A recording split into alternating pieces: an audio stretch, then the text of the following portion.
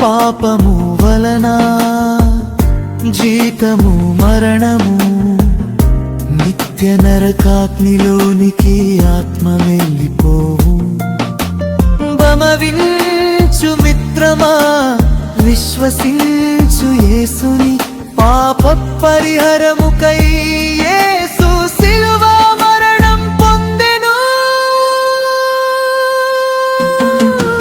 శిలువే మనకు విలువ తెచ్చెను, ఆ శిలువే మనకు స్వాస్థ్యమాయెను.